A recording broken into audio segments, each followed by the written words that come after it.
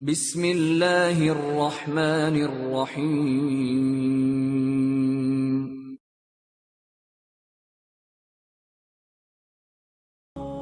جمال الوجود بذكر الإله وتصفو الحياة بنور هداه جمال الوجود بذكر الإله وتصفو الحياة بنور هداه وتطلب نفس له طاعة ويبلغ سعد إلى منتهى. Alhamdulillah, para jamaah, bapak-bapak, ibu-ibu, saudara-saudaraku yang insya Allah mudah-mudahan senantiasa dimuliakan oleh Allah. Pada kesempatan yang berbahagia ini tidak ada kata kalimat yang pantas kita ucapkan dari lisan kita kecuali ucapan syukur kita kepada Allah Subhanahu wa taala. Yang dimana pada malam yang berkah ini alhamdulillah kita dapat dikumpulkan kembali oleh Allah Subhanahu wa taala di majelis yang paling agung, majelis yang mulia, majelis yang insyaallah dicurahkan rahmat, taufik, hidayah dan barokahnya, bahkan ilmu dan ketenangan kepada kita semuanya, yaitu majelis ilmu. Dan insyaallah apa yang kita laksanakan pada malam hari ini dengan didasari niat ikhlas hanya mencari ridha Allah Subhanahu wa taala, dan dengan ilmu ini kita semakin dekat kepada Allah. Dengan ilmu ini kita semakin meningkatkan kualitas amal ibadah kita kepada Allah. Dengan ilmu ini kita semakin istiqomah dalam ibadah kepada Allah. Maka itulah ilmu yang bermanfaat, itulah ilmu yang berguna dan berfaedah insyaallah, dan mudah-mudahan niat kita senantiasa diterima oleh Allah Subhanahu wa taala. Amin ya rabbal alamin. Para jamaah, Bapak Ibu, saudara-saudaraku yang dimuliakan oleh Allah Subhanahu wa taala, apa yang telah disampaikan oleh Allah di atas di dalam surah yang kita bacakan, yaitu surah Al-Hasr. Insyaallah di dalam surah Al-Hasr ayat yang ke-18 surat yang ke-59, Allah SWT berfirman, ya ayyuhalladzina amanu taqullaha wa tanzur nafsum ma qaddamat lighad wa taqullaha innallaha khabirum bima ta'malun. Allah SWT di dalam ayat ini mengingatkan kepada mereka semuanya yang mengaku beriman, yang beriman, yang tidak beriman mereka jauh dari peringatan Allah, jauh dari apa yang telah disampaikan oleh Allah berupa perhatian, kasih sayang. Jadi kalau Allah itu mengingatkan hambanya, itu menunjukkan ada kasih rahmat, kasih sayang yang ditujukan kepada orang yang beriman. Yang tidak beriman tidak disayang oleh Allah Subhanahu wa taala, tidak mendapatkan kecintaan mahabbah dari Allah Subhanahu wa taala. Apa perhatian Allah, peringatan Allah Subhanahu wa taala? Ya ayyuhalladzina amanu ittaqullah. Ya ayyuhalladzina amanu ittaqullah. Hai orang-orang yang beriman, bertakwalah kepada Allah Subhanahu wa taala. Yang pertama, Allah memerintahkan agar kita senantiasa bertakwa kepada Allah Subhanahu wa taala dimanapun berada, dalam kondisi apapun, sesulit apapun, selonggar apapun, kita tetap ingat kepada Allah, menjaga perintah Allah. Selain kita diperintahkan bertakwa kepada Allah Subhanahu wa taala, maka perintah yang kedua kata Allah apa? Wal tandur nafsum ma qaddamat lighad. Hendaknya seseorang memperhatikan apa yang diperbuatnya untuk menghadapi hari esok. Jadi di dalam perintah ini Allah mengingatkan kita supaya segera untuk mencari bekal, segera kita untuk memperbanyak amal ibadah, segera untuk siap-siap menghadapi azal ataupun maut. Kenapa? Karena kita akan segera menghadap Allah Subhanahu wa taala. Wal tandur nafsum ma qaddamat lighad, artinya di sini dia memperhatikan untuk apa dia hidup. Untuk apa dia hidup? Apakah Allah menciptakan manusia itu hanya hidup di dunia bersenang-senang, hanya urusannya mencari dunia, kemudian dia tidak pernah sedikit pun terbesit dalam hatinya berpikir bahwa dia akan menghadap Allah, Sang Pencipta alam semesta yang menghidupkan dan mematikan. Hendaknya dia memperhatikan hari esok. Ya, hari esok itu apa? Para ahli tafsir mengatakan hendaknya dia memperhatikan amal yang dia kerjakan untuk menghadapi hari hisab. Hari hisab, yaumul hisab, nanti pada hari kiamat di padang mahsyar kita akan dihisab oleh Allah. Segala amal yang kita kerjakan akan dihisab, apakah baik atau buruk. Faman ya'mal mithqala dzarratin khairan yarah. Sedikit apapun yang kita kerjakan akan dihisab, akan diperhatikan, akan diperlihatkan, akan dicek secara tuntas, diteliti secara tuntas. Tidak ada yang tertinggal satupun. Tidak ada yang tertinggal satupun. Semuanya akan diperlihatkan oleh Allah. Si fulan ini berbuat ini, amalnya ini. Kebaikan apapun yang dia lakukan semasa hidupnya itu akan ditampakkan oleh Allah, diperlihatkan oleh Allah di hadapan seluruh manusia. Jadi hari ini kita sedang direkam sama Allah. Rekaman Allah tidak akan pernah rusak sampai hari kiamat. CCTV-nya Allah tidak akan pernah kadaluarsa, akan abadi sampai datangnya hari kiamat.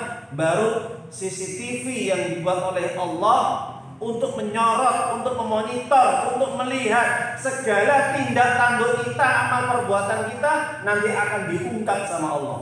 Si fulan mulai balik sampai dia mati, amalnya seperti ini, semua dituntaskan. Kebaikan apapun diperlihatkan sama Allah. Sebaliknya, ketika dia berbuat keburukan sekecil apapun, miskala dzarratin, seberat zarrah, ya, secuil ujung kuku, bahkan lebih kecil daripada itu, bahkan lebih kecil dari biji zarrah, ya, itu akan diperlihatkan, akan ditampakkan, akan dipertanggungjawabkan di hadapan Allah Subhanahu wa taala. Bapak Ibu, hidup itu pilihan. Ya, the life choice. Hidup itu pilihan. Kita mau pilih jalan yang baik, benar, sesuai dengan aturan Allah, syariat Allah, petunjuk Allah, atau kita memilih jalan yang dipilih oleh syaitan yang menyesatkan, yang menggelincirkan, yang mendorong kita kepada kemaksiatan, nafsu, ataupun pertentangan, penyelewengan, kesesatan. Maka tinggal kita pilih. Kita mau berbuat buruk, baik, hak, batil, itu kembali kepada diri kita. Makanya nanti akan dipertanggungjawabkan. Ketika ayat ini diturunkan oleh Allah Subhanahu wa taala, maka para ulama tafsir mengutip satu hadis. Hadis Muhammad sallallahu alaihi wasallam dalam hadis sahih yang diriwayatkan oleh Imam Bukhari. Diriwayatkan oleh Imam Muslim, ada tambahan Imam Bukhari dari Ibnu Umar radhiyallahu anhu. Rasulullah sallallahu alaihi wasallam bersabda, "Kun fid dunya ka'annaka gharib aw abir sabil." Apa kata Nabi? Kun fid dunya, hendaknya engkau hidup di dunia seakan-akan dirimu menjadi dua tipikal manusia.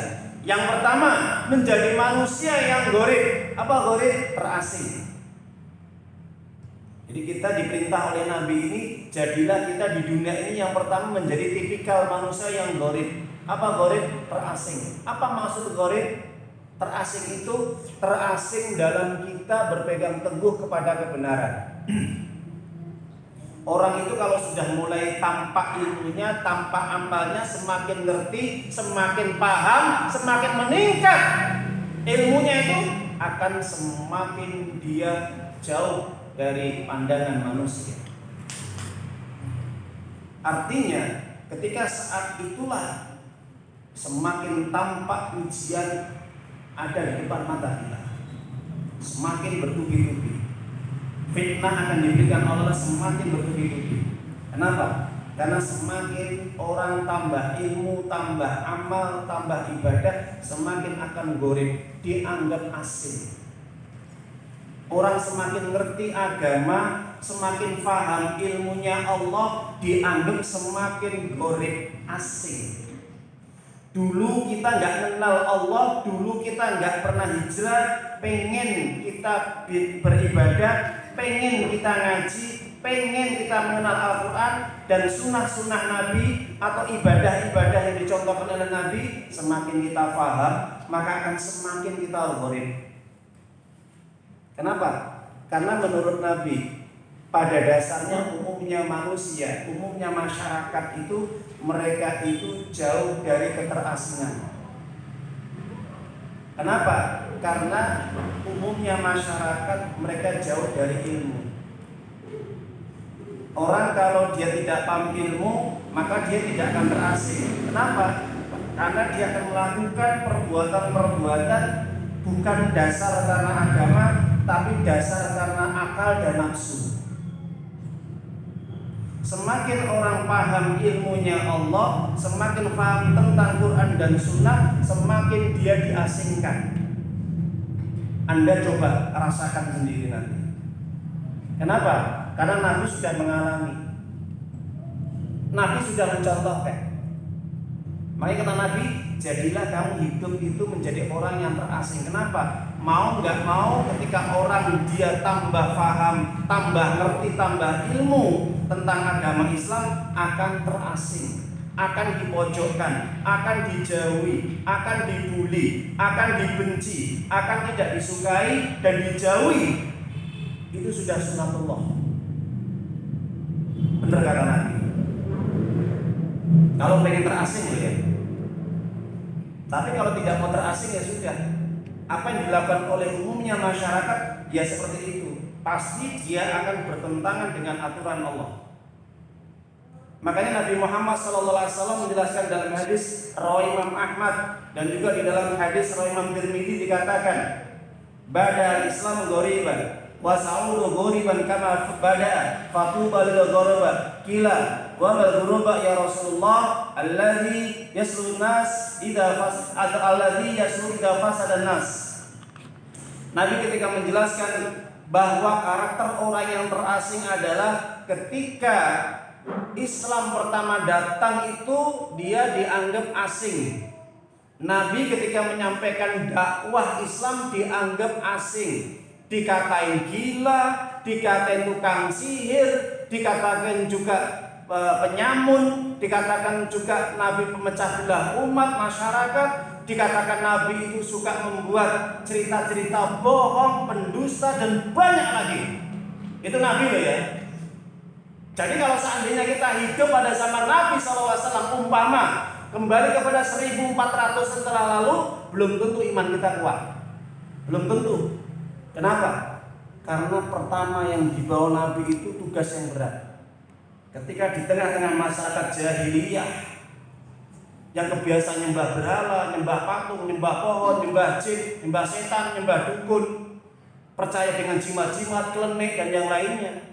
Coba Bapak Ibu, kalau orang itu nggak kuat imannya, mungkin kita nggak bisa menemani Nabi. Belum tentu.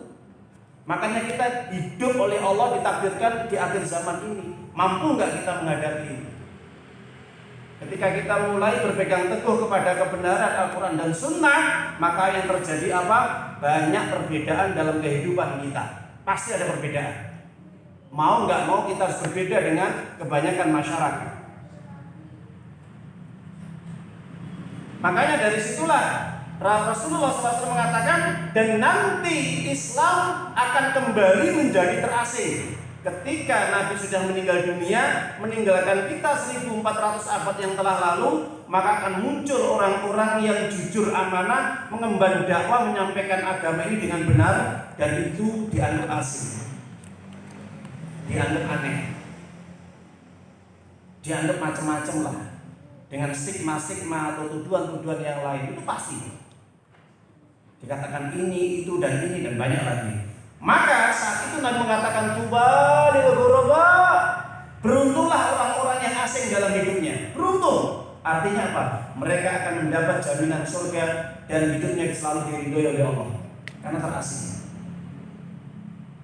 Ketika Nabi menyampaikan hadis ini, para sahabat bertanya, Ya Rasulullah, qila wa manil ghuraba, siapa mereka yang terasing ya Rasulullah? Apa kata Nabi? Alladzi yasluhu idza fasada nas, mereka yang senantiasa memperbaiki dirinya, memperbaiki akhlaknya, memperbaiki ibadahnya, membenarkan tauhidnya, membersihkan imannya dari segala macam noda-noda yang bisa merusak iman, akidah, dan ibadahnya. Ketika manusia rusak akhlaknya, rusak ibadahnya, rusak moralnya, rusak akidahnya, disitulah orang yang terasing. Jelas Bapak Ibu? Ini hadis Nabi loh ya. Hadis rawi Imam Ahmad dengan sanad yang sahih. Jadi kalau kita pahami hadis ini, benar kata Nabi, hiduplah engkau menjadi orang terasing. Tapi nggak mudah. Caranya bagaimana kata Nabi? Kalau kita sudah bisa memperbaiki diri kita, akhlak kita, amal ibadah kita, iman kita, keyakinan kita, segala aspek kehidupan kita perbaiki sesuai dengan petunjuk Allah dan Nabi, maka itu yang disebut asing.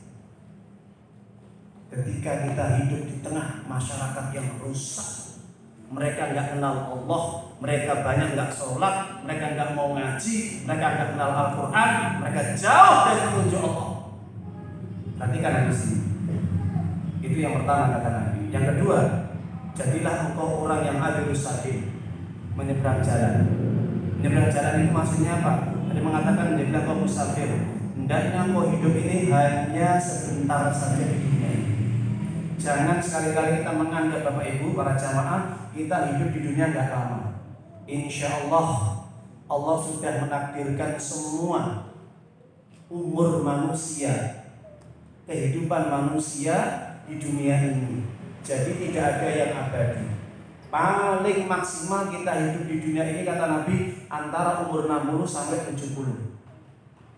Dan sedikit sekali yang melewati umur 60 dan 70.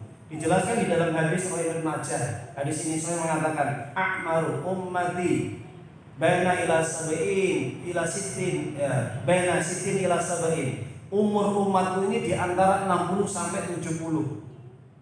Wa aqulu ma yuzu dzalik, yang melewati 60 sampai 70 itu sedikit sekali. Jadi umur yang sebentar ini Bapak Ibu jamaah, umur kita yang singkat ini jangan kita sia-siakan. Jangan sampai kita ini lupa ibadah kepada Allah. Perbanyaklah kita ibadah kepada Allah. Tingkatkan iman kita dan takwa kita kepada Allah. Jangan lupa tetap terus mencari ilmu. Kenapa? Ini modal dasar kita untuk menghadap Allah. Ingat ya, ini pesan Nabi. Ya, umur kita enggak lama, singkat sekali. Makanya sampai Allah mengingatkan kepada kita, kullu nafsin dha'iqatul maut, setiap yang bernyawa pasti akan mati. Yang bernyawa pasti akan mati. Siapapun dia makhluknya Allah, yang bernyawa pasti akan hancur, akan binasa. Kecuali wajah Allah, abadi, kekal selama-lamanya. Jangankan loh kita, malaikat akan mati, peniup sangkakala akan mati. Ya, nggak ada yang abadi kecuali wajah Allah. Para jamaah dirahmati Allah Subhanahu wa taala, itu pesan Nabi kepada kita, jadilah kita musafir. Kata Nabi, ibarat kita hidup seperti orang perjalanan yang jauh sekali, kemudian kita membawa bekal itu air atau makanan cukup kita makan. Setelah kita selesai makan atau minum, kita lanjutkan perjalanan kita selanjutnya. Karena tempat kita bukan di dunia, tempat kita adalah di akhirat. Makanya Nabi Muhammad SAW senantiasa berdoa kepada Allah, Allahumma la aisha illa aisha fil akhirah. Ya Allah, tidak ada kehidupan yang sebenarnya kecuali kehidupan di akhirat. Itu doa Nabi. Kenapa? Karena Nabi tidak mengharap hidup di dunia. Pengen Nabi segera bertemu dengan Allah dan menghadap Allah. Jadi para jamaah itu yang harus kita pahami.